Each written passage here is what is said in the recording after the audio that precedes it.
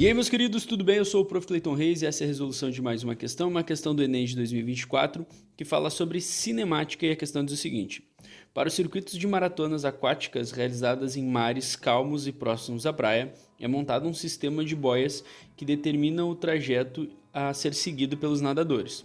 Uma das dificuldades desse tipo de circuito é compensar os efeitos da corrente marinha. O diagrama contém o circuito em que deve ser realizado uma volta em sentido horário. As 4 boias estão numeradas de 1 a 4. Existe uma corrente marinha com velocidade VC, cujo módulo é de 30 metros por minuto, paralela à praia em toda a área do circuito. Nas arestas mais longas, o nadador precisará nadar na direção apontada pelo vetor VN, pelos vetores VN, dos pontos 1 até 2 e 3 até 4, como a gente está vendo aqui nessas duas situações. Considere que a velocidade do nadador é de 50 metros por minuto, velocidade do nadador, em relação à água durante todo o circuito. Então a gente tem o esquema ali desenhado e a questão continua. Nessa situação, quantos minutos o nadador completará a prova? Então a gente quer achar um tempo.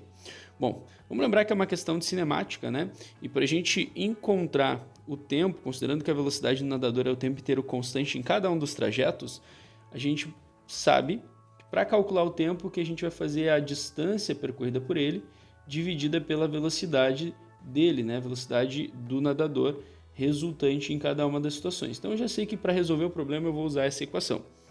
Mas o detalhe da questão é o seguinte: quando ele vai de 1 até 2, tu percebe que ele está nadando na diagonal e a velocidade, como a questão nos deu, é o tempo inteiro 50 metros por minuto. Mas por que ele está nadando na diagonal? Para compensar a velocidade da correnteza. Quanto é que é a velocidade da correnteza? A gente sabe que é 30 metros por minuto. Então, quando ele nada na diagonal, ele não vai andar na diagonal, né? Justamente por quê? Porque a velocidade da correnteza ela vai estar sobre ele. Como a questão falou, a velocidade da correnteza está em todo o circuito da praia. Então o que a gente sabe? Existe uma velocidade aqui da correnteza puxando ele para baixo de valor 30 metros por minuto. E o que ele vai ter realmente como velocidade é a velocidade resultante desses dois vetores, que seria um vetor aqui, ó. Essa seria a velocidade real, que a gente pode chamar de velocidade resultante do nadador. E aí, como que a gente chega nessa resposta, né? É um triângulo retângulo. Para encontrar, né, a gente consegue ver que ali é um dos catetos, né? E para encontrar essa velocidade resultante, a gente pode fazer o Pitágoras. Ou simplesmente perceber que é o triângulo pitagórico, 50, 30, então esse aqui tem que ser 40, né? 40 metros por minuto, porque é um múltiplo do triângulo pitagórico ali, que é 3, 4, 5. Bom, como que eu faria, professor, se eu quisesse chegar nesse resultado? A gente poderia, como eu disse, usar o Pitágoras, né, para fazer isso aí. A gente sabe, então, que a hipotenusa ao quadrado, no caso a hipotenusa seria o 50, é igual a um dos catetos ao quadrado, que a gente pode ter ali como sendo o 30, mais o outro cateto ao quadrado que a gente não sabe, eu vou chamar de VR, né? E a gente faz essa soma. 50 ao quadrado vai dar 2.500, 30 ao quadrado vai dar 900, mais VR ao quadrado. Tu vai ter o 900 passando para o outro lado ali, então vai ficar 2.500 menos 900, igual a VR ao quadrado. Fazendo essa subtração, tu vai achar 1.600, o quadrado a gente já pode passar para o outro lado como raiz, e aí a gente encontra um VR de 40 metros por minuto, que é a unidade que a gente está trabalhando. Então, como eu disse, ó, ele é um múltiplo do triângulo pitagórico. Não precisava fazer essa conta, só fiz para mostrar para vocês então o valor real da velocidade. Ou seja, então, quando ele vai do trecho 1 para o 2, né, da boia 1 para a boia 2, a gente vai ter o seguinte: o tempo equivale à distância desse trecho, que a gente sabe ali como a questão nos deu que é 800 metros, dividido pela velocidade real dele resultante, que é 40. Fazendo essa conta, dá para cortar os zeros. 80 dividido por 4, isso aí vai dar 20 minutos, que é a unidade que a gente está trabalhando. Percebe que eu nem precisei converter, né? Porque a resposta aqui é em minutos. Beleza. Então eu sei que para fazer o trecho do 1 ao 2, 20 minutos. Tu percebe que do trecho 3 ao 4, já vou pular direto para o 3, né, da boia 3 para a boia 4, a gente percebe que é a mesma coisa. O que a gente vai ter? Ó? A correnteza puxa ele para baixo com um valor de 30 metros por minuto. A velocidade do nadador 50 metros por minuto. E ele vai ter uma resultante agora para cá, ó, nessa direção, de valor, velocidade resultante dele, 40 metros por minuto. Exatamente a mesma matemática, né? A distância é 800, então a gente fazendo a conta acaba encontrando o mesmo resultado, né? 800 por 40, que vai dar 20 minutos também. Já pulei direto então para essa boia 3 para 4, porque o resultado e o cálculo é exatamente o mesmo. Agora, da boia 2 para a boia 3. Daí já muda um pouquinho. O que acontece nessa situação?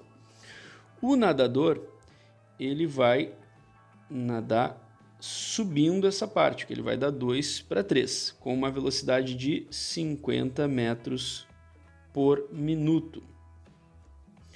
E a correnteza puxa ele para baixo com 30 metros por minuto. Também é uma soma vetorial, a gente vai ter que fazer a relação vetorial, só que é mais simples, né? Temos um vetor para cima e um vetor para baixo.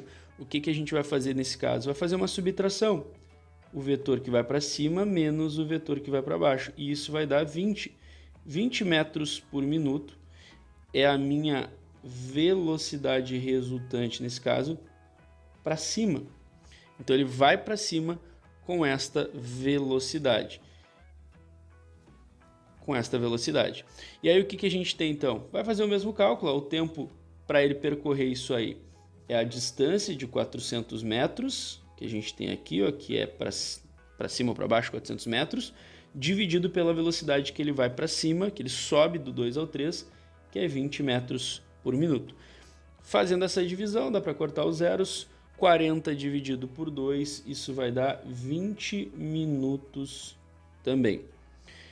Beleza, agora a última situação, que é do 4 de volta para o número 1. Como é que a gente faz para encontrar então esse tempo, do 4 a 1? O que a gente tem que cuidar aqui? Ó? Nesse caso, a correnteza ela é para baixo, como todos os outros, né? A velocidade é 30 metros por minuto ainda. E ele vai descer. Então, nesse caso, o que a gente vai perceber? Que a correnteza ajuda ele a descer. Se ela ajuda, a gente vai ter uma soma, de fato, desses valores. E aí, somando esses valores, fica ali, então, 50 mais 30, o que vai dar uma velocidade resultante de 80 metros por minuto. Nesse lado aqui. Então o cálculo vai ficar 400, que é a distância que ele vai percorrer descendo, é a mesma que ele subiu, 400 metros, dividido por 80 metros por minuto. Cortou os zeros, 40 dividido por 8, que vai dar 5 minutos. Então o tempo total vai ser a soma de todos esses, né? 20 mais 20 mais 20 mais 5, ou seja, o tempo total equivale a 65 minutos de prova. Olhando as alternativas, isso nos leva para a resposta da alternativa B, que é a resposta da questão. Espero que vocês tenham entendido, espero que vocês tenham gostado. Muito obrigado por assistirem até aqui. Fiquem ligados aí nas próximas resoluções. E era isso, bons estudos para vocês e tchau, tchau!